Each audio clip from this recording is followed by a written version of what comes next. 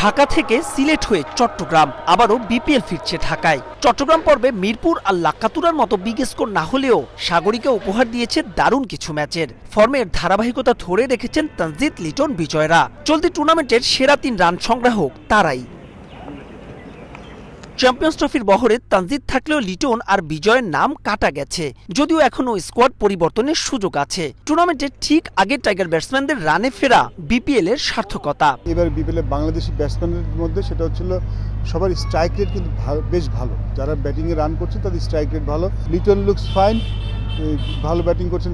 একজন খেলোয়াড় কেমন পারফর্ম করছেন, তিনি দলের জন্য কোথায় প্রয়োজন, প্রতিটা দলের কিন্তু একটা গেম প্ল্যান থাকে। কোনো খেলোয়াড় যদি সেই গেম প্ল্যানের সাথে যায়, তিনি যদি ওই গেম প্ল্যানের চাহিদা মতো খেলতে পারেন, তাকে দলে না নেওয়ার পেছনে কোনো কারণ নেই। ডেফিনেটলি এটা নির্বাচকদের ব্যাপার। যদিও বয়সভিত্তিক দলের ক্রিকেটাররা বিপিএল এ নিজেদের প্রমাণ করতে পারেননি। জিসান, আজিজুল হাকিম, ইকবাল, ইমন, রাব্বিরা সুযোগ পেলেও করতে পারেননি বলার মতো কিছু। প্রতিদ্বন্দ্বিতাপূর্ণ ক্রিকেটে যুবারা ব্যর্থ হলেও এতে অবশ্য মনদের ভালোই দেখছেন সাবেক টাইগার অধিনায়ক।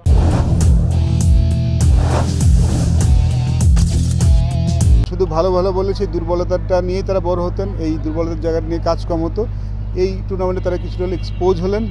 তাদের সফলতাটা কোথায় তাদের ইমপ্রুভ করতে হবে, সেটা ভালো ব্যাপারটা তারা এখানে বুঝতে পারবে। চলতি টুর্নামেন্টে এখন পর্যন্ত 2 ম্যাচে অধিনায়কত্ব করেই লিটার মার্কস পেয়েছেন তাসকিন। নুরুল হাসান সোহান্ত পরীক্ষিত।